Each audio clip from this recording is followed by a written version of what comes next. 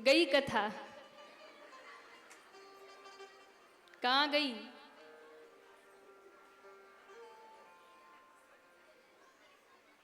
माया में।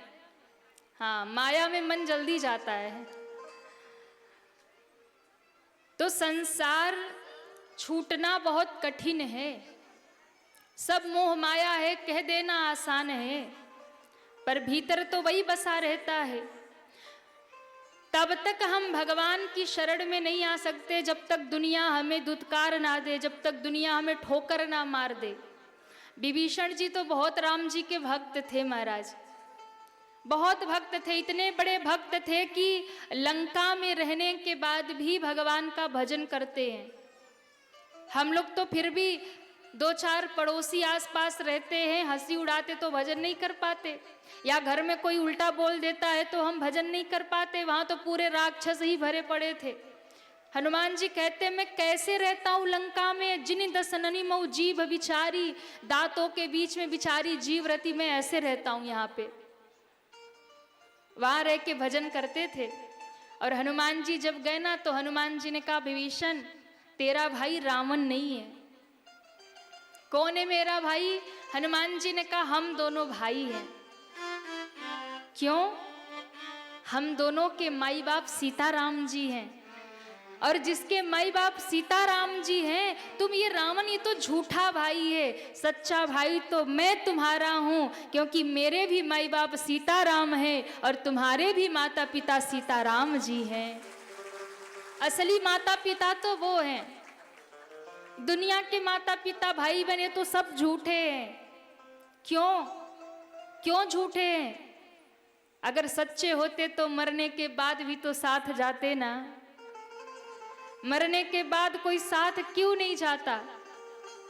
क्योंकि सब झूठे रिश्ते नाते हैं। सच्चा रिश्ता तो भगवान से है। त्वमेव माता च पिता त्वमेव त्वमेव बंधु। भगवान कहते क्या बनाना है बता, मैं सब बनने को तैयार हूं। मां भी बन जाऊंगा। नारायण मां भी हैं, पिता भी हैं।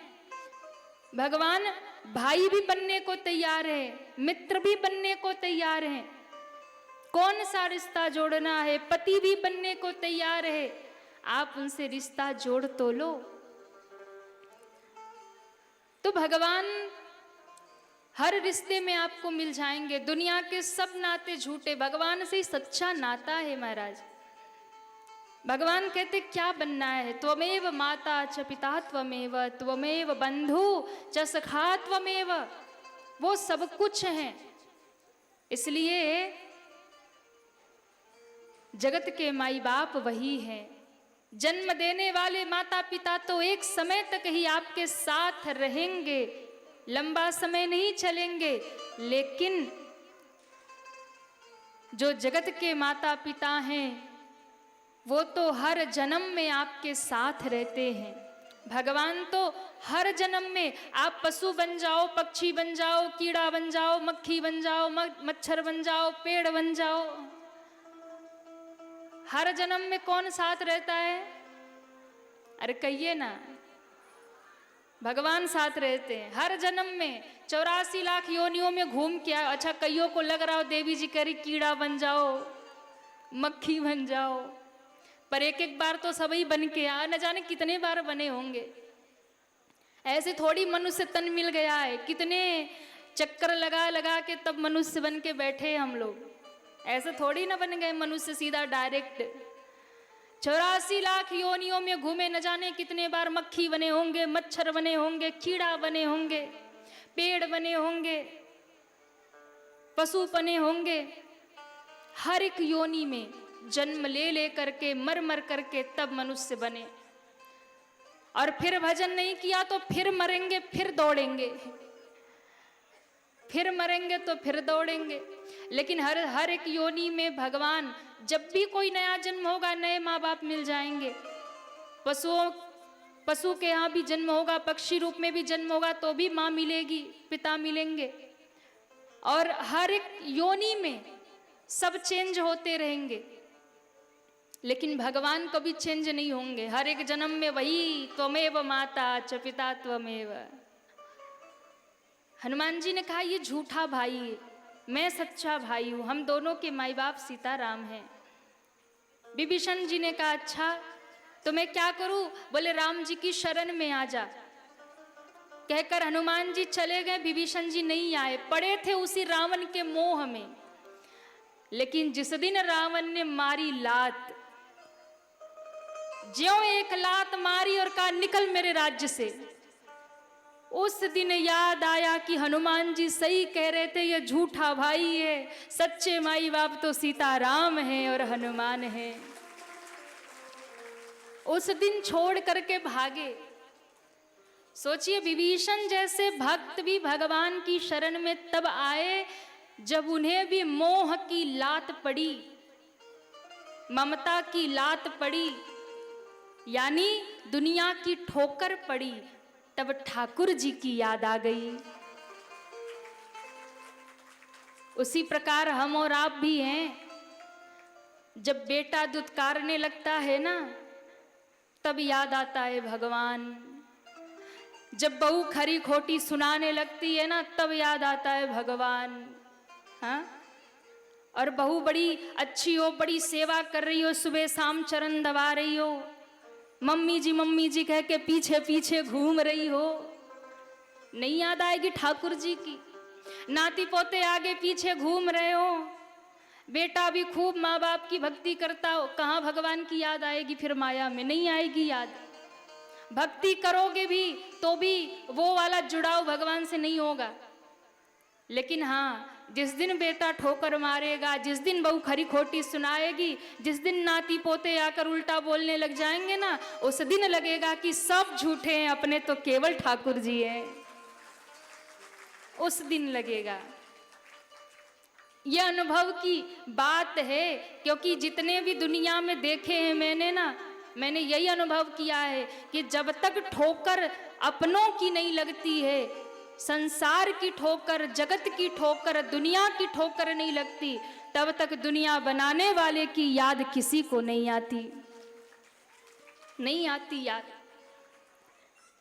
इसलिए ध्रुव जी महाराज ने कहा कि तुम यदि मुझे पिता की गोद से नहीं उतारती माँ, तो मैं भगवान को प्रकट करने के लिए, तप करने के लिए कभी जाता ही नहीं।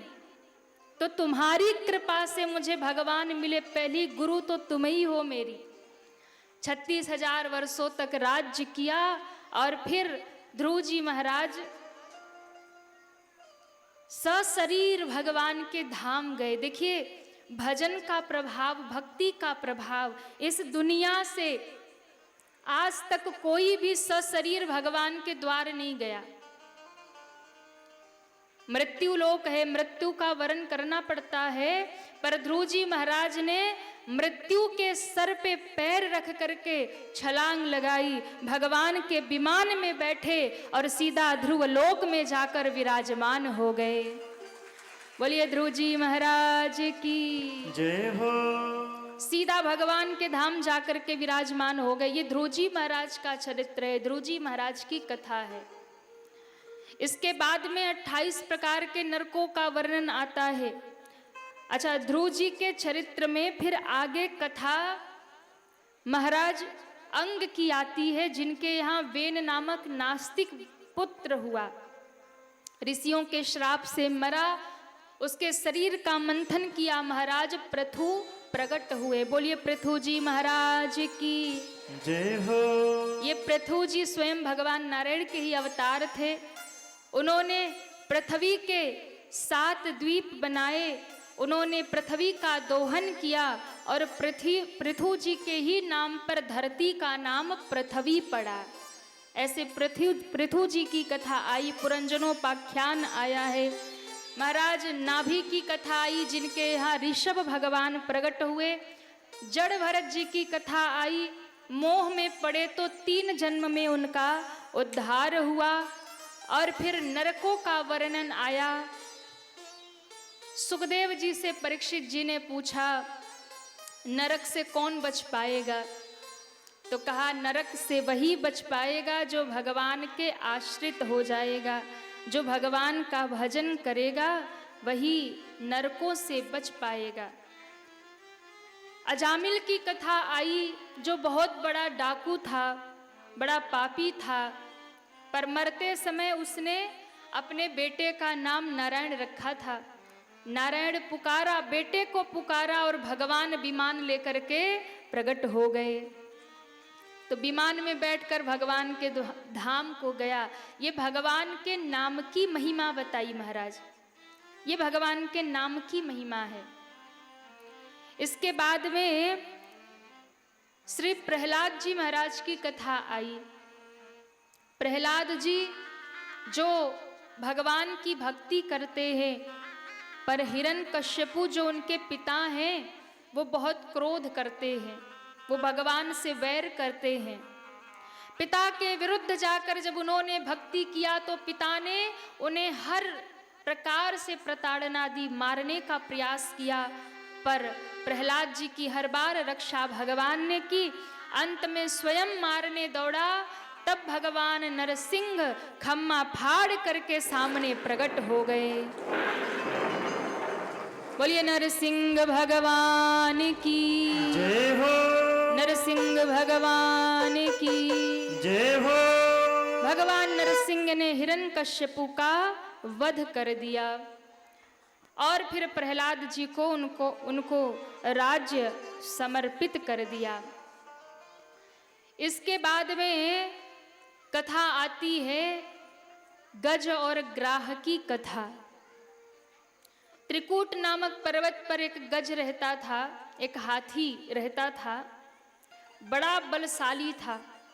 10,000 हाथियों का बल उसके भीतर था, उस एक हाथी में। पूरे त्रिकूट पर्वत पे उसका राज चलता था। बड़े बड़े हिंसक पशु भी उससे डरा करते थे। लेकिन मैंने कहा ना कि समय का चक्र जब चलता है तो काल किसी को छोड़ता नहीं है। कहते हैं जैसे ही गज पहुंचा एक दिन सरोवर में स्नान करने, और कहते हैं जब सरोवर में बहुत समय तक स्नान करता रहा, सब अपने बच्चों के साथ में, पत्नियों के साथ में बहुत प्रकार से क्रीड़ा करता रहा, तब एक ग्राह जो उसी जल में रहता था उसे क्रोध आया, और क्रोध में भर करके उस ग्राह ने गज के चरण पकड़ लिए। गज को पहले तो लगा कि कोई होगा, इसे पता नहीं होगा कि हम कौन हैं, लेकिन पता चलेगा तो खुद शरण में आएगा। बहुत समय जब बीत गया और ग्राह की पकड़ जब तेज होने लगी, गज को लगा अब मैं मारा जाऊंगा, तो उसने अपना पैर छुड़ाने का बड़ा प्रयास किया, पर छुड़ा नहीं पाया। अपने पत्नी बच्चों से सहायता मांगी, मेरी सहायता करो, किसी जल के जंतु ने मेरे पांव पकड़े हैं, मुझे बाहर निकालो, ये मुझे जल में खींच रहा। सब ने मिलकर बहुत प्रयास किया उसे बाहर निकालने का। कहते हैं वर्षों तक वो खींचते रहे, जब गज बाहर नहीं आया तो सब ने कहा कि देखो तुम तो निकलोगे नहीं, अब हम निकल रहे हैं। गज ने अपने बच्चों को कहा कि तुम्हारे लिए मैंने पूरा जीवन दे दिया, तुम हमें छोड़ के संकट में जा रहे हो। कहा कि आप तो निकलते हैं नहीं, तो हम कब तक अपना यहाँ समय बर्बाद करेंगे, हम जा रहे हैं। रो करके पत्नियों की ओर देखा, तुम लोग भी हमें छोड़ के जा रही हो। तो जितने भी उसके पुत्र थे वो सब चले गए, पत्नियां रुक गई। कुछ दिन उन्होंने भी प्रयास किया, नहीं निकला गज। उन्होंने कहा देखो तुम तो बाहर निकलते नहीं, हम जा रही हैं। जब सब उसे छोड़कर चले गए, तब उस गज ने भगवान को पुकारना शुरू किया। आज उसे भगवान की याद आई। आज उसे लगा कि जिस दुनिया को अपना कहता था वो कोई अपना नहीं हुआ। तब उस गज ने बहुत वर्षों तक संघर्ष किया, और संघर्ष करने के बाद जब ग्राह ने हाथी को अंदर तक खींच लिया, पूरा शरीर उसका जल में डूब गया, तब उसने भगवान को पुकारना शुरू किया और कहते हैं भगवान को पुकारने लगा पर किसी का नाम नहीं ले रहा। सब देवता प्रकट है और गज खींचा जा रहा, पूरा उसका मुख भी अब डूब गया, केवल सूंड बाहर रह गई है। तब भगवान प्रकट हुए। भगवान ने कहा कि जिस स्तुति में किसी का नाम नहीं है वो मेरी स्तुति है। अब नहीं जाऊंगा तो इसके प्राण चले जाएंगे। नदी में हुई ग्राह गज की लड़ाई, नदी में हुई ग्राह गज की लड़ाई, पुकारा था गज ने कन्हाई कन्हाई, पुकारा था गज ने कन्हाई कन्हाई। तो ब्रजराज आ करके गज को उबारे, ब्रजराज आ करके गज को उबारे, गई आह जब रुक मणि के दुआरे, गई आह जब रुक चिड़ी के दुआरे। हरे कृष्ण गोविंद मोहन मुरारे, हरे कृष्ण गोविंद मोहन मुरारे, हरे कृष्ण गोविंद मोहन मुरारे। हरे कृष्ण गोविंद मोहन मुरारे। जो किस्मत जगत की बनावे हैं सारे, किस्मत जगत की बनावे हैं सारे, जो किस्मत जगत की बनाए हैं सारे, जो किस्मत जगत की बनावे हैं सारे। तो क्यों ना चले हम उन्हीं को पुकारे, तो क्यों ना चले हम उन्हीं को पुकारे। यही मंत्र जपते हैं ऋषि संत सारे, ये मंत्र जपते हैं ऋषि संत सारे।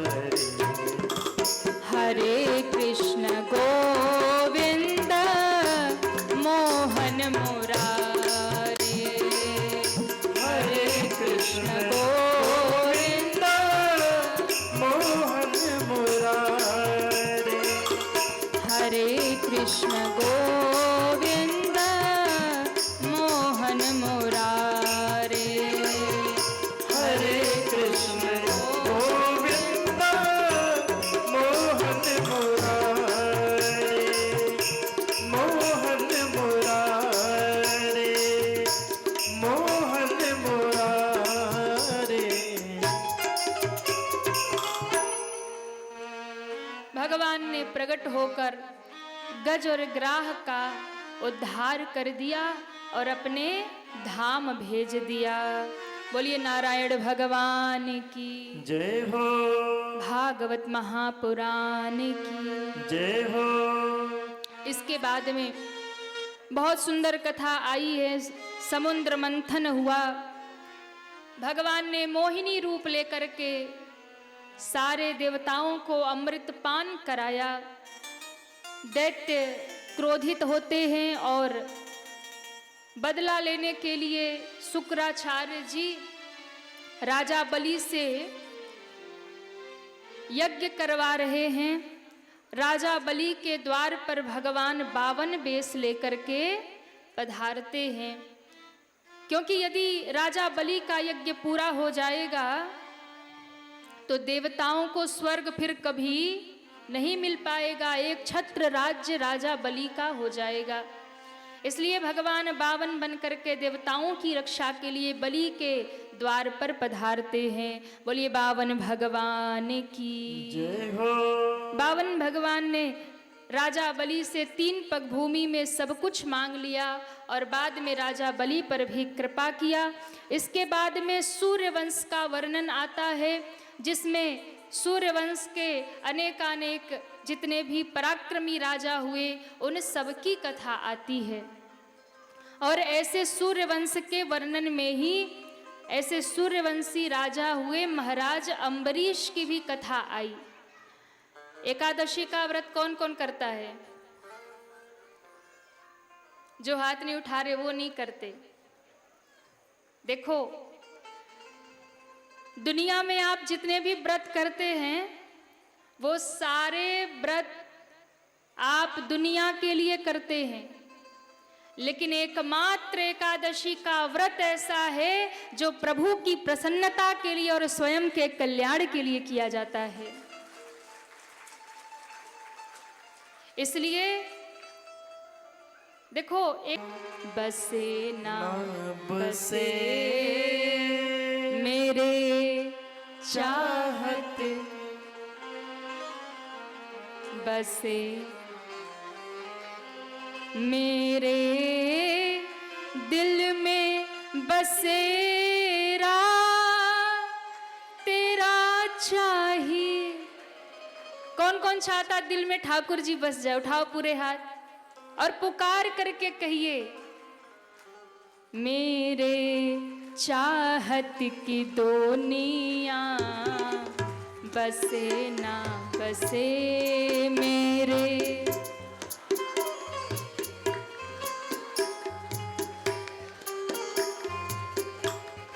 मेरे दिल में बसेरा तेरा चाहिए मेरे।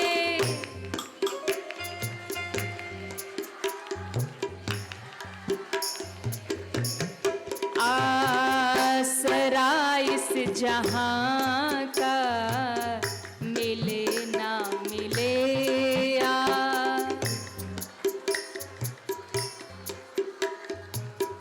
मिले ना मुझको तेरा सहारा सदा चाहिए मुझको, तेरा सहारा सदा चाहिए मुझको तेरा सहारा सदा चाहिए मुझको, तेरा सहारा सदा चाहिए। आसरा इस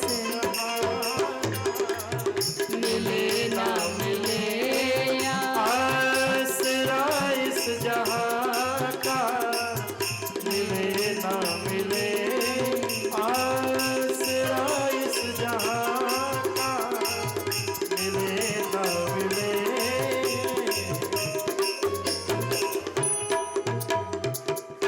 बोलिए भागवत महापुराण की जय हो। दुनिया का सहारा मिले ना मिले, दुनिया का आश्रय मिले ना मिले, पर जिसे भगवान का आश्रय मिल जाए, जिसे भगवान का सहारा मिल जाए, फिर उसे दुनिया की कोई दरकार नहीं रहती। फिर दुनिया की कोई वस्तु मिले ना मिले, दुनिया का सहारा मिले ना मिले, क्या फर्क पड़ता है। श्री ध्रुव जी महाराज भगवान को तप करके प्रसन्न करते हैं। नारायण भगवान सामने प्रकट होते हैं। भगवान ने कहा, बता तुझे क्या चाहिए? पिता की गोद चाहिए? ध्रुव जी ने कहा, प्रभु मुझे तो बस आपका ही आसरा चाहिए। भगवान ने श्री ध्रुव जी महाराज को दर्शन दिया और ध्रुव जी को भगवान ने अपनी गोद में बिठाया ध्रुव जी महाराज भगवान को देखकर कहते हैं, प्रभु आपको जब तक नहीं देखा था तब तक दुनिया की बड़ी दरकार थी, पर आपको जब से देखा अब दुनिया की कोई दरकार नहीं है। अब तो पिता की गोद मिले ना मिले, पिता का प्रेम मिले ना मिले, जिसे भगवान मिल गए हैं उसे भला संसार की और कोई चाह कहाँ पानी है। अब भगवान ने ध्रुव जी को आशीर्वाद दिया, कहा ध्रुव भले ही तुम्हारी इच्छा नहीं है, भले ही तुम नहीं चाहते, पर मैं अब तुम्हें हर एक सुख दूंगा। तुम्हें संसार का भी हर सुख मिलेगा, तुम्हें पिता का भी प्रेम मिलेगा, माँ का भी प्रेम मिलेगा, राज्य भी मिलेगा, पाठ भी मिलेगा। ध्रुव जी ने कहा प्रभु इन सब के चक्कर में कहीं आप हमें अपने से दूर मत कर देना। भगवान ने कहा कि नहीं ध्रुव, एक बार जो मेरी शरण में आ जाता है वो मेरा ही हो जाता है, फिर मैं उसका कभी त्याग नहीं करता। तुम मेरी शरण में आए, मैंने तुम्हें स्वीकार किया, जाओ संसार का हर एक सुख भोगो, लेकिन जब तुम्हारा समय पूरा हो जाएगा तब तुम मेरे ही धाम आओगे। और देखिए ध्रुव जी महाराज पर भगवान ने कितनी बड़ी कृपा की। ध्रुव जी महाराज 36,000 वर्षों तक राज्य करते हैं। अपने घर जब लौट कर आए ना, तो जिस छोटी माता ने धक्का देकर पिता की गोद से उतारा था, वही माता आरती की थाल लेकर खड़ी है द्वार पर। वही माता द्वार पर खड़ी है, ध्रुव जी का स्वागत कर रही है जब भगवान का दर्शन करके लौटे। क्यों? जा पर कृपा राम की होई, ता पर कृपा करें सब कोई। जिस पर भगवान की कृपा, भगवान का हस्त कमल आ जाएगा, फिर संसार उसके पीछे ही चलेगा महाराज। संसार फिर उसके पीछे चलेगा जिस पर भगवान की कृपा आ जाएगी। भगवान ने ध्रुव जी को जब घर भेजा तो सबने स्वागत किया, छोटी माता ने स्वागत किया, रोने लगी, ध्रुव से क्षमा मांगने लगी। ध्रुव जी ने कहा माँ आप ही तो मेरी असली गुरु हैं, क्योंकि आप यदि मेरा तिरस्कार नहीं करती, पिता की गोद से ना उतारती, तो मैं कभी भी भगवान की गोद में जाने के लिए आगे नहीं बढ़ता। आपने मुझे धक्का दिया तभी तो मुझे उस परमात्मा की याद आई। और संसार का यही नियम है कि जब तक जगत की ठोकर नहीं लगती तब तक जगदीश्वर की याद नहीं आती। ऊपर ऊपर से भले ही सब लोग कह ले कि मोह माया है, अरे दुनिया ये है वो है, पर मन में तो रहता है सब। हाँ, आप ऊपर ऊपर से भले ही कह लो कि सब त्याग दे रहे हैं, सब छोड़ दे रहे हैं, पर माया छूटनी इतना सरल नहीं है, बहुत कठिन है। वो तो प्रभु की कृपा होगी तभी छूट सकती है। ऊपर ऊपर से भले ही आप कह लो, छूटेगा नहीं। इसलिए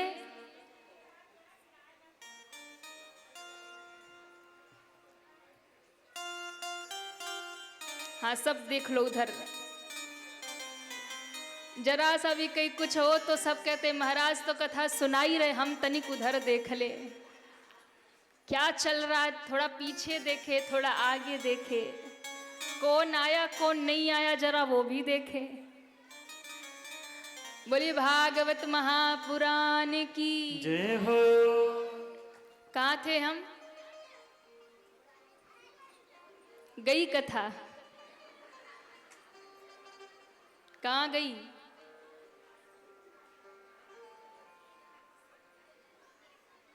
माया में। हाँ, माया में मन जल्दी जाता है। तो संसार छूटना बहुत कठिन है। सब मोह माया है कह देना आसान है, पर भीतर तो वही बसा रहता है। तब तक हम भगवान की शरण में नहीं आ सकते जब तक दुनिया हमें दुत्कार ना दे, जब तक दुनिया हमें ठोकर ना मार दे। विभीषण जी तो बहुत राम जी के भक्त थे महाराज, बहुत भक्त थे, इतने बड़े भक्त थे कि लंका में रहने के बाद भी भगवान का भजन करते हैं। हम लोग तो फिर भी 2-4 पड़ोसी आसपास रहते हैं, हंसी उड़ाते तो भजन नहीं कर पाते, या घर में कोई उल्टा बोल देता है तो हम भजन नहीं कर पाते। वहां तो पूरे राक्षस ही भरे पड़े थे। हनुमान जी कहते मैं कैसे रहता हूँ लंका में, जिन दसननी मऊ जीभ बिचारी, दांतों के बीच में बिचारी जीव रहती, मैं ऐसे रहता हूँ यहाँ पे। वहां रह के भजन करते थे। और हनुमान जी जब गए ना तो हनुमान जी ने कहा विभीषण तेरा भाई रावण नहीं है। कौन है मेरा भाई? हनुमान जी ने कहा हम दोनों भाई हैं। क्यों? हम दोनों के माई बाप सीताराम जी हैं, और जिसके माई बाप सीताराम जी हैं, तुम ये रावण ये तो झूठा भाई है, सच्चा भाई तो मैं तुम्हारा हूं, क्योंकि मेरे भी माई बाप सीताराम हैं और तुम्हारे भी माता पिता सीताराम जी हैं। असली माता पिता तो वो हैं। दुनिया के माता पिता भाई बने तो सब झूठे हैं। क्यों झूठे हैं? अगर सच्चे होते तो मरने के बाद भी तो साथ जाते ना। मरने के बाद कोई साथ क्यों नहीं जाता? क्योंकि सब झूठे रिश्ते नाते हैं। सच्चा रिश्ता तो भगवान से है। त्वमेव माता च पिता त्वमेव बंधु। भगवान कहते क्या बनाना है बता, मैं सब बनने को तैयार हूं, मां भी बन जाऊंगा। नारायण मां भी हैं, पिता भी हैं। भगवान भाई भी बनने को तैयार है, मित्र भी बनने को तैयार है। कौन सा रिश्ता जोड़ना है? पति भी बनने को तैयार है। आप उनसे रिश्ता जोड़ तो लो। तो भगवान हर रिश्ते में आपको मिल जाएंगे। दुनिया के सब नाते झूठे, भगवान से ही सच्चा नाता है महाराज। भगवान कहते क्या बनना है? त्वमेव माता च पिता त्वमेव बंधु च सखा त्वमेव। वो सब कुछ है। इसलिए जगत के माई बाप वही है। जन्म देने वाले माता पिता तो एक समय तक ही आपके साथ रहेंगे, लंबा समय नहीं चलेंगे। लेकिन जो जगत के माता पिता हैं वो तो हर जन्म में आपके साथ रहते हैं। भगवान तो हर जन्म में, आप पशु बन जाओ, पक्षी बन जाओ, कीड़ा बन जाओ, मक्खी बन जाओ, मच्छर बन जाओ, पेड़ बन जाओ, हर जन्म में कौन साथ रहता है? अरे कहिए ना, भगवान साथ रहते हैं हर जन्म में। 84 लाख योनियों में घूम के आए। अच्छा कईयों को लग रहा हो देवी जी करी कीड़ा बन जाओ, मक्खी बन जाओ, पर एक एक बार तो सभी बन के आ, न जाने कितने बार बने होंगे। ऐसे थोड़ी मनुष्य तन मिल गया है, कितने चक्कर लगा लगा के तब मनुष्य बन के बैठे हम लोग। ऐसे थोड़ी ना बन गए मनुष्य सीधा डायरेक्ट। 84 लाख योनियों में घूमे, न जाने कितने बार मक्खी बने होंगे, मच्छर बने होंगे, कीड़ा बने होंगे, पेड़ बने होंगे, पशु बने होंगे। हर एक योनि में जन्म ले ले करके, मर मर करके तब मनुष्य बने। और फिर भजन नहीं किया तो फिर मरेंगे, फिर दौड़ेंगे, फिर मरेंगे तो फिर दौड़ेंगे। लेकिन हर एक योनि में भगवान, जब भी कोई नया जन्म होगा नए माँ बाप मिल जाएंगे।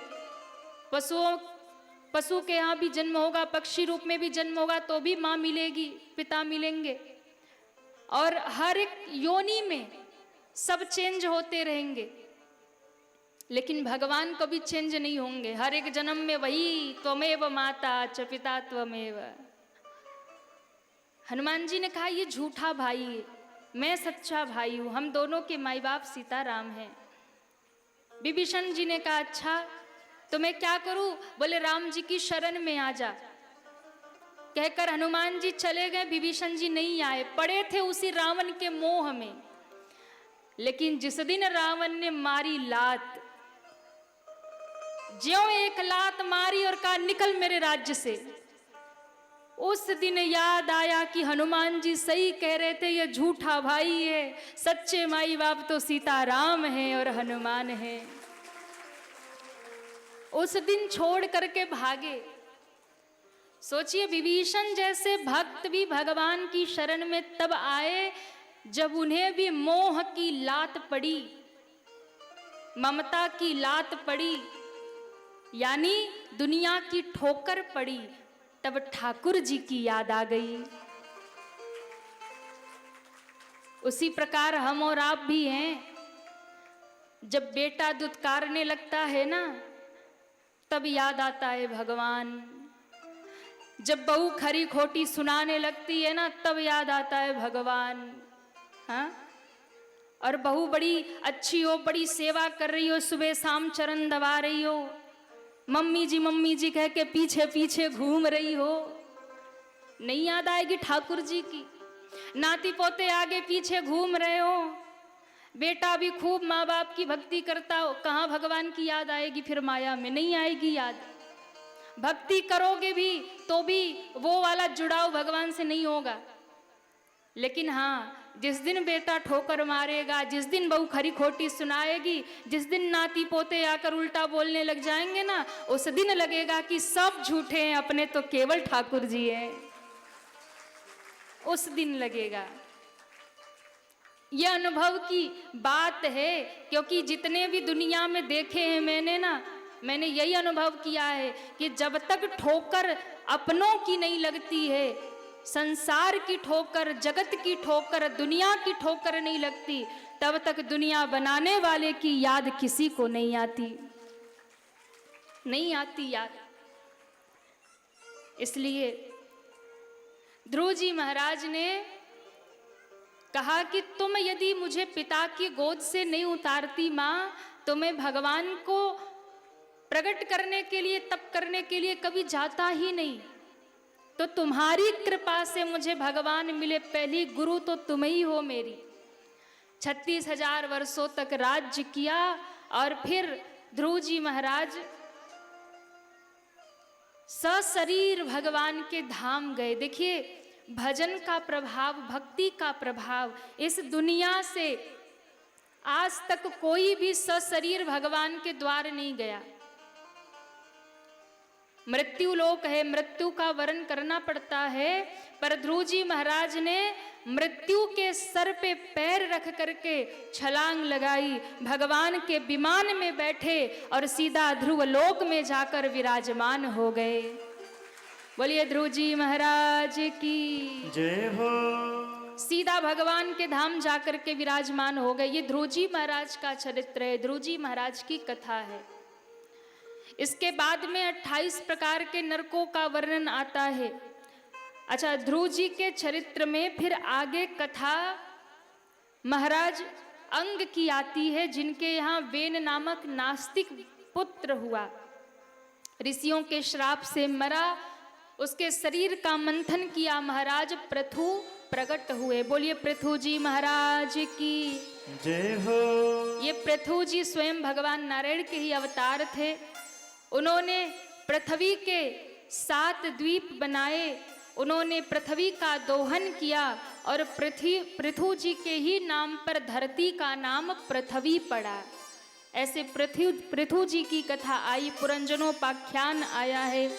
महाराज नाभि की कथा आई, जिनके यहाँ ऋषभ भगवान प्रकट हुए।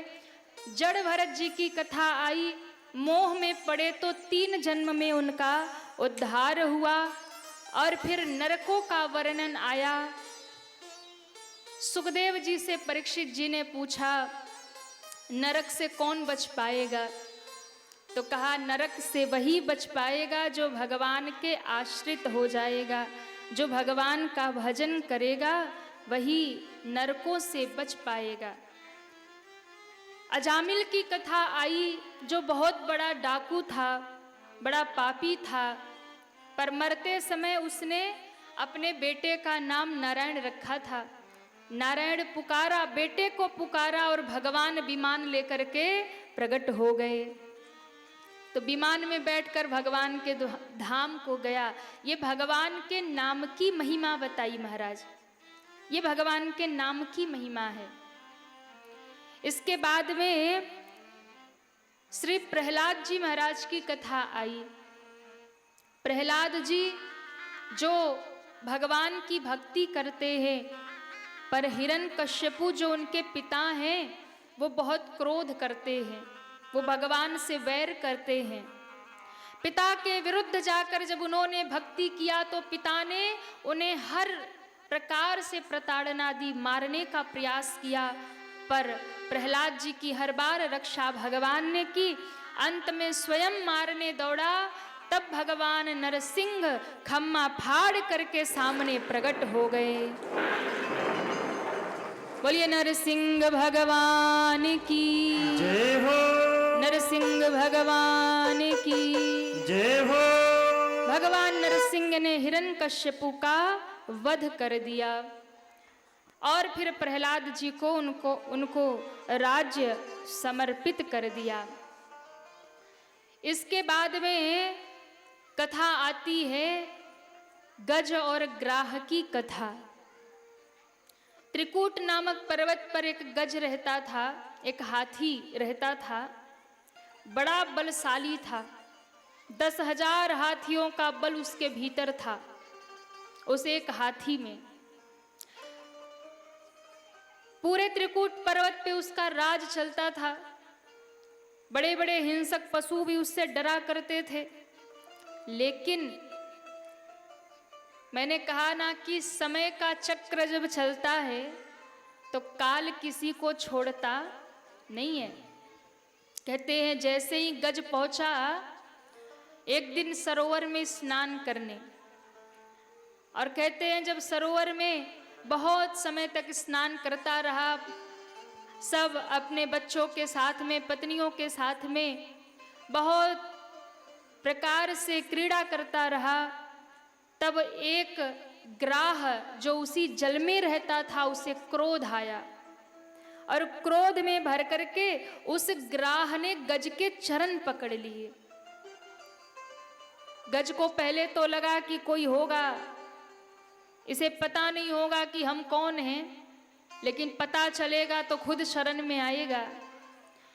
बहुत समय जब बीत गया और ग्राह की पकड़ जब तेज होने लगी, गज को लगा अब मैं मारा जाऊंगा, तो उसने अपना पैर छुड़ाने का बड़ा प्रयास किया, पर छुड़ा नहीं पाया। अपने पत्नी बच्चों से सहायता मांगी, मेरी सहायता करो, किसी जल के जंतु ने मेरे पांव पकड़े हैं, मुझे बाहर निकालो, ये मुझे जल में खींच रहा। सब ने मिलकर बहुत प्रयास किया उसे बाहर निकालने का। कहते हैं वर्षों तक वो खींचते रहे, जब गज बाहर नहीं आया तो सब ने कहा कि देखो तुम तो निकलोगे नहीं, अब हम निकल रहे हैं। गज ने अपने बच्चों को कहा कि तुम्हारे लिए मैंने पूरा जीवन दे दिया, तुम हमें छोड़ के संकट में जा रहे हो। कहा कि आप तो निकलते हैं नहीं, तो हम कब तक अपना यहाँ समय बर्बाद करेंगे, हम जा रहे हैं। रो करके पत्नियों की ओर देखा, तुम लोग भी हमें छोड़ के जा रही हो। तो जितने भी उसके पुत्र थे वो सब चले गए, पत्नियां रुक गई। कुछ दिन उन्होंने भी प्रयास किया, नहीं निकला गज। उन्होंने कहा देखो तुम तो बाहर निकलते नहीं, हम जा रही हैं। जब सब उसे